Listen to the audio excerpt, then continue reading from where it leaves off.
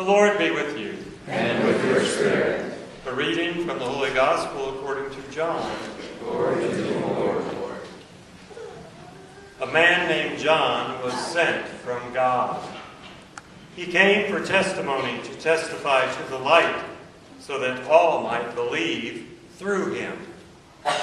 He was not the light, but came to testify to the light. And this is the testimony of John, when the Jews of Jerusalem sent priests and Levites to him to ask him, "Who are you?" He admitted and did not deny it, but admitted, "I am not the Christ." So they asked him, "What are you then? Are you Elijah?" He said, "I am not." "Are you the prophet?" He answered, "No." So they said to him, "Who are you, so we can give an answer to those who sent us? What do you have to say for yourself?" He said, "I am the voice of one crying out in the desert, 'Make straight the way of the Lord,' as Isaiah the prophet said." Some Pharisees were also sent. They asked him, Why then do you baptize if you are not the Christ, or Elijah, or the prophet?" John answered them, "I baptize with water, but there is one among you whom you do not recognize, the one who is coming after me, whose sandal strap I am not worthy to untie." This happened in Bethany across the Jordan, where John was baptizing. The Gospel of the Lord. Praise to you, Lord Jesus Christ.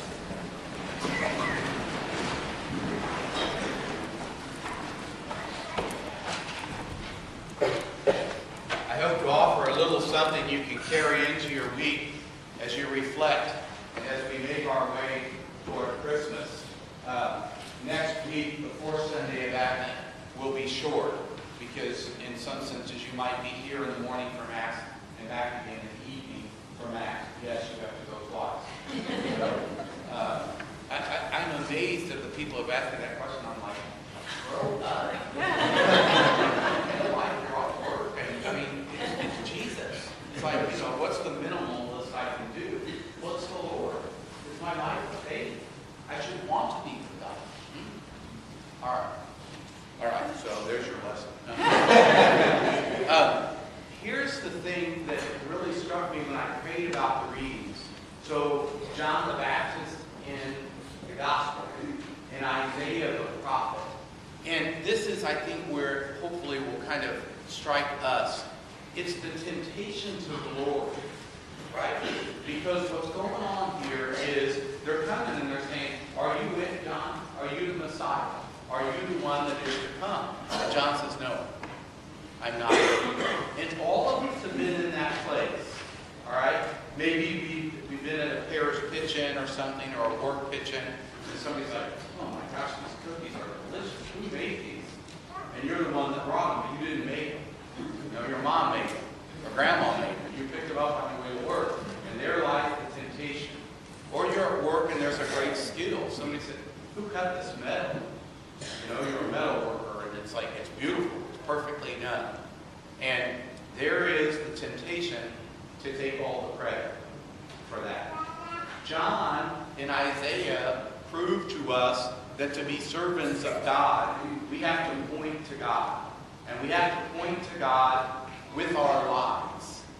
We have to make a gift of ourselves, knowing always that what we are, just our life in general, is God's gift to us.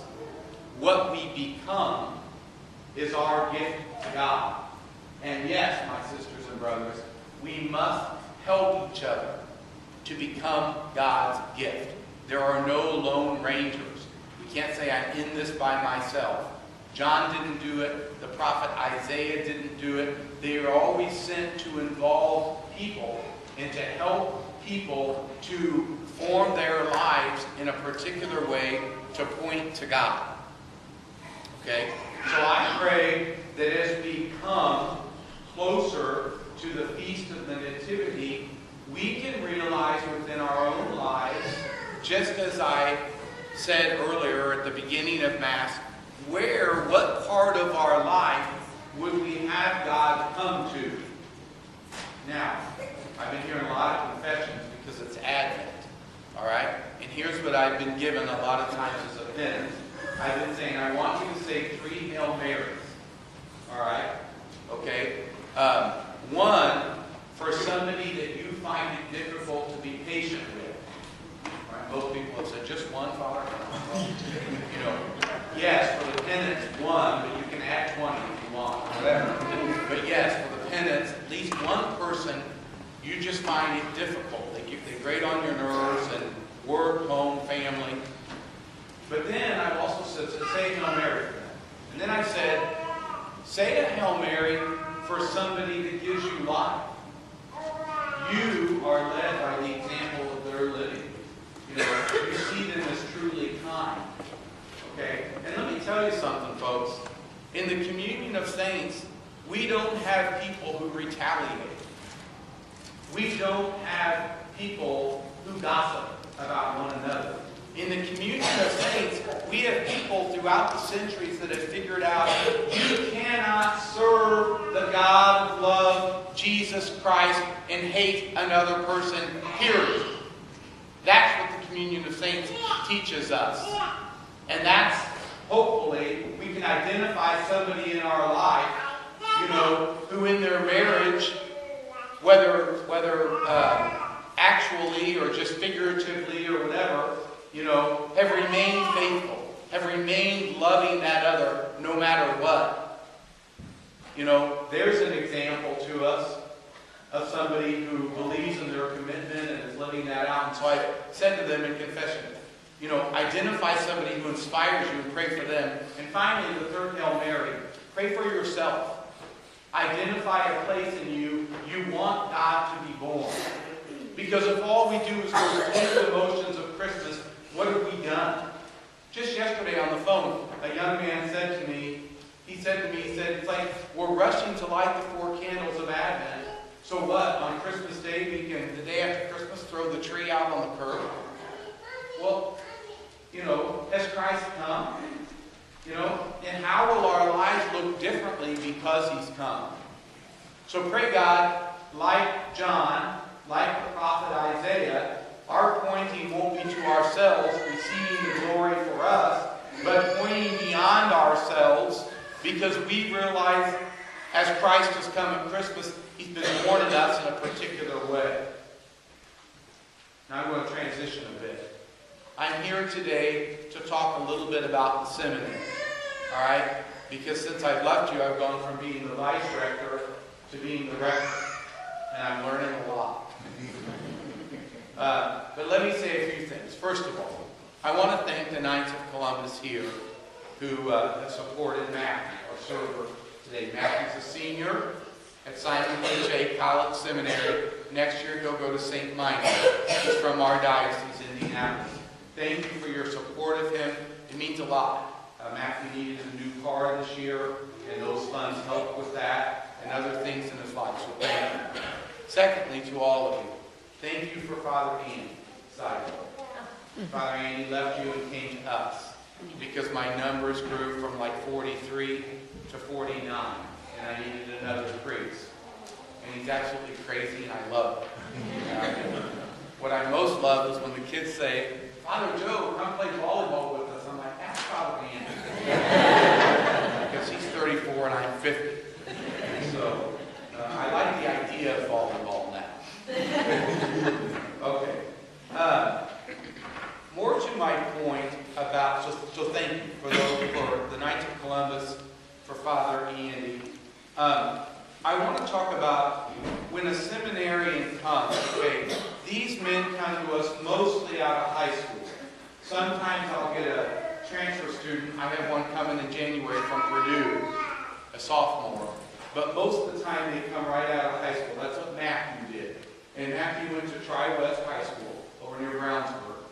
And in that time he thought about being a priest. Well, it used to be we sent him right to St. Minor. But St. Minor couldn't run the college and keep a faculty just for like 49 guys. So then Archbishop Beekheim and St. Minor closed the college and kept the master's school open. It's still open. This is the master's school, not the college. Bishop Beekheim thought, well, I need to educate them in college.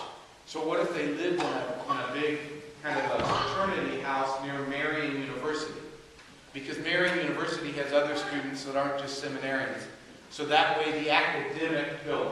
And so I'm going to make 4 points. I'll kind of make them in movements across the front here. The first pillar, a pillar holds something up. The first pillar is the academic pillar. All right? And I always say to people, okay, we need smart and kind priests. We have enough mean, dumb ones. You probably know some. Anyway, we need smart and kind priests. All right? And so we want them to be educated. Marian University does that for us. We partner with them. The diocese owns the seminary, not Marian. The diocese, Archdiocese of Indianapolis. So, Matthew's being educated at Marian. The second piece is what we call human formation. So I'm moving to the second space here. Human formation. And that means, are they good people? Do they have good manners? And believe it or not, in college, that's the largest place they're going to grow. And so I'm kind of their disciplinarian. I look after them. Of course, you know, all seminarians are holy. They're all holy. So when they come in their holiness and they want to receive Jesus on the tongue, there's nothing wrong with that. That's allowed. I'm the one that says, brush your teeth.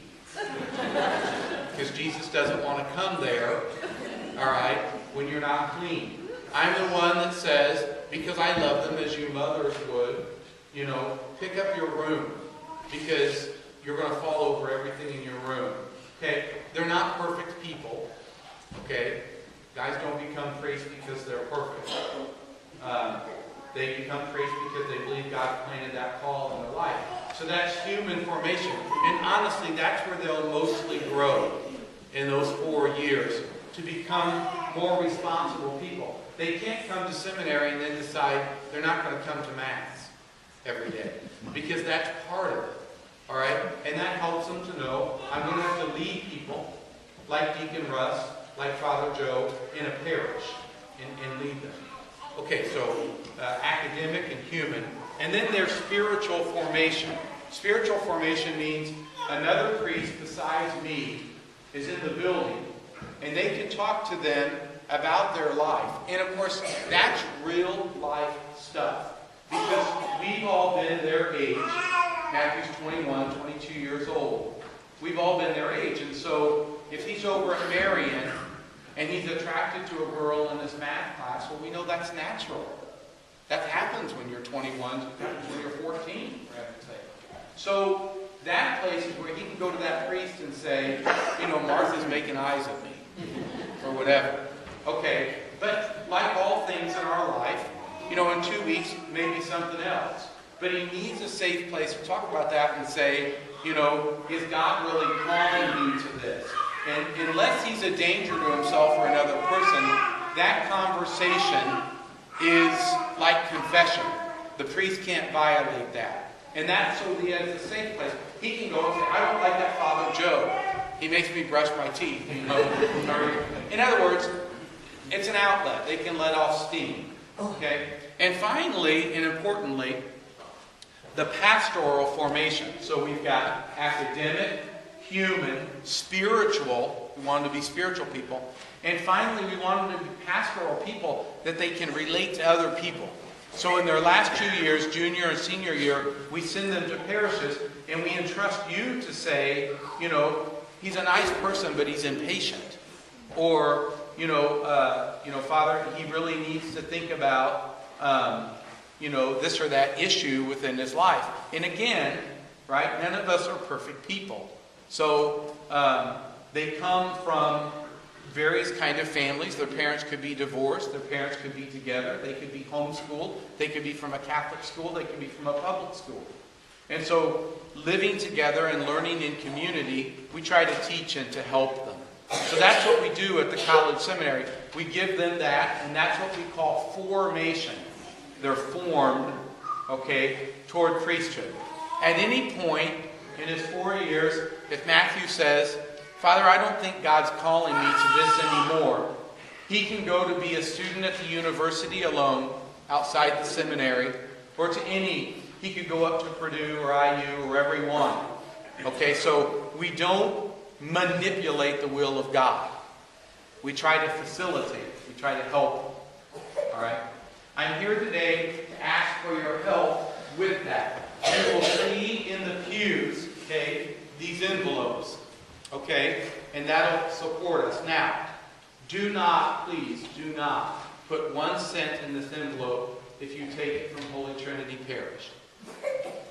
This is your home. So if you normally give $10 and you're going to give us 5 and Holy Trinity 10, and you give them 10, okay, and pray for us. Honestly, I mean that. Because this is your home. If you can give something, you may put it in there. What I mostly ask of you, and I mean this, is I would love to have your address. And I'm sure you're thinking, great, Father, you're going to stalk us. Well, the short answer is yes, we are. All right. I will not stalk you as much as the criterion, I promise. So, about 4 times a year, you'll receive a newsletter from us. That'll let you know what Father Andy and I are doing to kind of run the seminary, okay? The other thing it does, and this is really important, I know I'm joking, but this is very important. It's also going to let you know the number of vocations we have. And you know what, folks? In our own diocese, we're operating now with like 80 to 100 priests. In 10 years, that's going to be 60. Because of retirements and because of things we don't even have control over. Father Mazzola, like he passed away. He was helping in retirement, but they found him suddenly. He had a heart attack in the night, and they found him. So we can never predict or know that. Certainly we pray for our brother priests and for vocations. But that newsletter will let you know what's taking place there at the seminary. All that said, we're very grateful for your support. And so anything you put in that envelope will go to support the seminary, because it's the only seminary that the Archdiocese owns and operates. St. Minard's a wonderful place, but that's run by the monks of St. Minard. Okay? This seminary, Simon Brute, is owned and operated by the Archdiocese of Indianapolis.